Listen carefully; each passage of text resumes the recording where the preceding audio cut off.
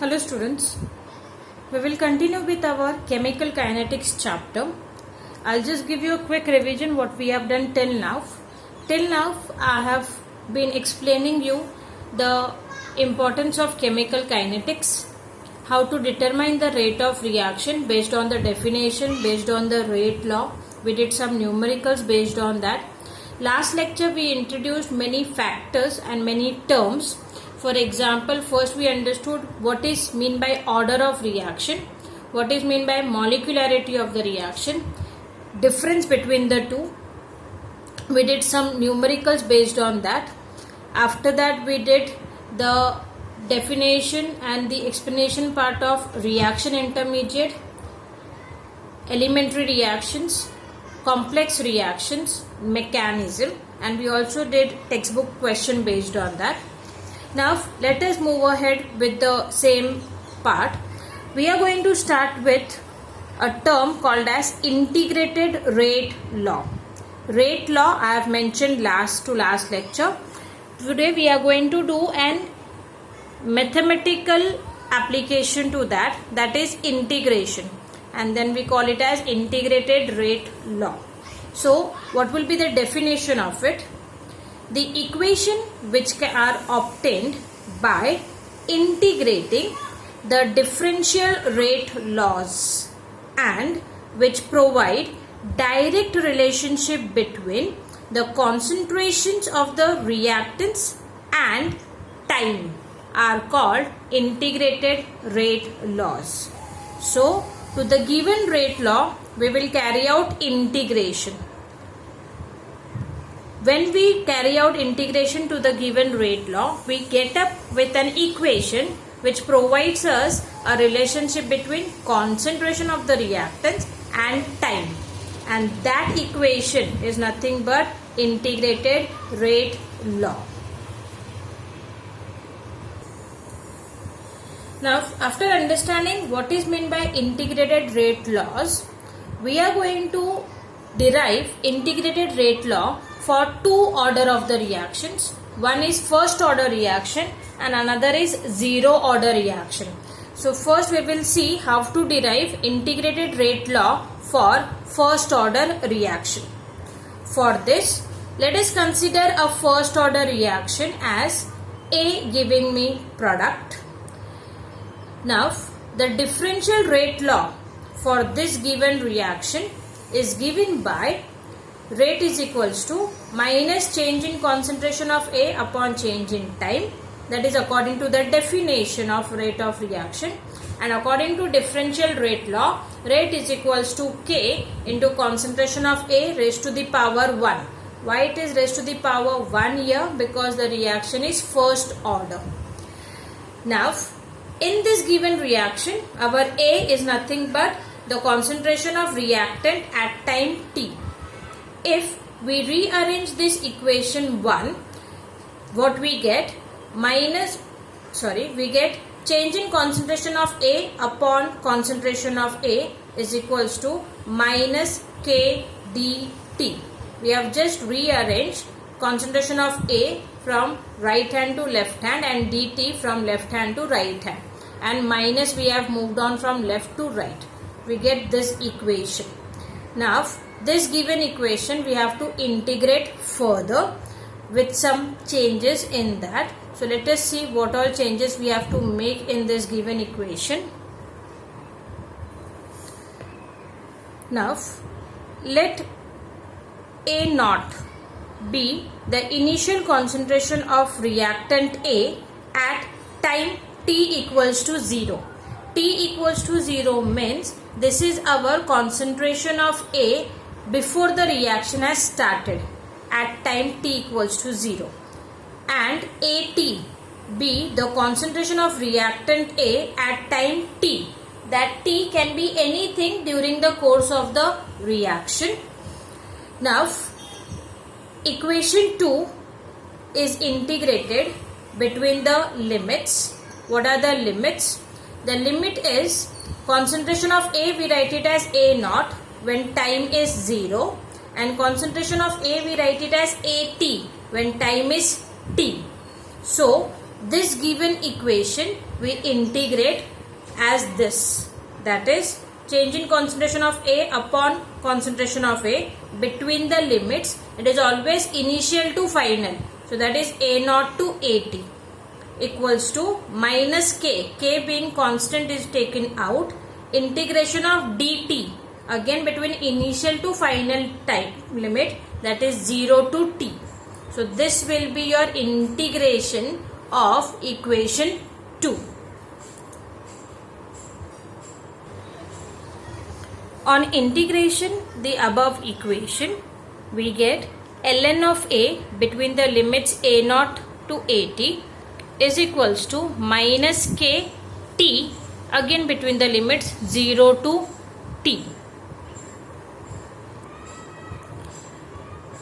Substitution of the limits gives, if we substitute this between the limits, it will be ln of AT minus ln of A0 is equals to minus kt minus of minus plus k0. So that will be 0. So we get only minus kt. This given equation we can rewrite as ln of AT upon A0 is equals to minus kt. If I take a reciprocal of this, then the sign minus can be eliminated. So that's why this equation can be rewritten as ln of A0 upon AT is equals to kt. If you can check, this minus has been moved away because I have taken a reciprocal of left hand part. So ln of A0 upon AT is equals to kt. The same equation can be written as k is equals to 1 upon t ln of A0 upon AT. ln is nothing but log to the base e. If we convert log to the base e into log to the base 10, then the whole factor we have to multiply it by 2.303. So this equation gives us k is equals to 2.303 upon t log to the base 10 A0 upon AT. This is equation 3, which gives us integrated rate law for first order reaction. So if the question comes to derive an integrated rate law for first order reaction, this is the end till where we have to mention, and we have to remember this equation because many places we have many questions related to this. So once again, k is equals to 2.303 upon t log to the base 10 A0 upon AT is our integrated rate law for first order reaction. Equation 3 can also be rewritten as ln of AT upon A0 is equals to minus kt. Means I have converted our log part back to the ln part. So 2.303 is out, and I have taken a reciprocal of this, and that is why we have minus kt. So ln of AT upon A0 is equals to minus kt. That is by rewriting our equation 3 in the different form. For this given equation, if we take anti-log on both the sides, then our this part will move away, that is ln. So we will get AT upon A0 is equals to, this would go into the exponential form, E is equals to minus kt. So this equation can also be written as AT is equals to A0 into exponential minus kt. This is again an integrated rate law for first order reaction in a different form. So we can write down, generally this will be asked in the exponential form. If they ask to derive integrated rate law equation for first order reaction in the exponential form, then this is what we have to mention. AT is equals to A0 into e raised to the power minus kt. This will be our integrated rate law equation for first order reaction in the exponential form. There is another part of writing down the integrated rate law equation for first order reaction. Let us just pay attention on that now. Let A, small a, mole per dm cube be the initial concentration of A at T0. Let X mole per dm cube be the concentration of A that decreases during time T. Means X is the amount which has undergone a reaction. It has reacted. So, the concentration of A that remains unreacted at time T would be the initial concentration, that is A, minus the concentration which has reacted, that is X. So, A minus X mole per dm cube. So, in our equation 3, we just put these two values. K is equals to 2.303 upon T log to the base 10. In place of A naught, we write down small a, that is our initial concentration. And in place of AT, we write down A minus X, that is the concentration that remains unreacted. So this is another form how we can write down our integrated rate law equation for first order reaction, where in place of A naught upon AT, we write down A upon A minus X, that is initial concentration upon the concentration of the reactant unreacted after time T. So these are three various ways by which you can write down integrated rate law equation. After deriving integrated rate law equation, we have seen that it is correlating our rate constant with the concentration terms and its relation with time. So now let us see what are the units of rate constant. As mentioned before, unit of rate constant varies with respect to order of the reaction. So now what we are going to see, that is unit of rate constant for first order reaction precisely.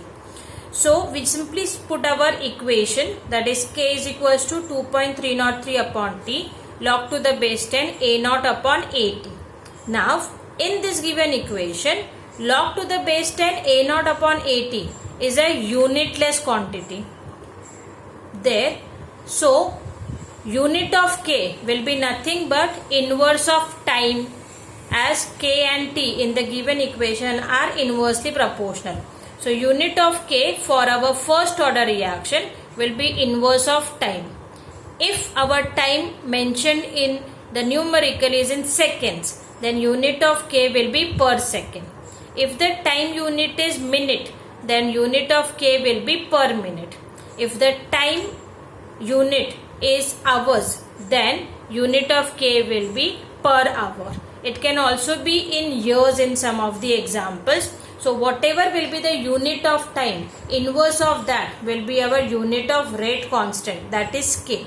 Once again I tell you, this is a unit only for first order reaction. Many a places they also give us the reaction, give its rate constant value and ask us to determine the order. So in that, based on the unit of rate constant, we can find out the order of the reaction. So if the unit of rate constant is per time, that means the order of reaction is first. So this is what we need to know about integrated rate law equation for first order reaction.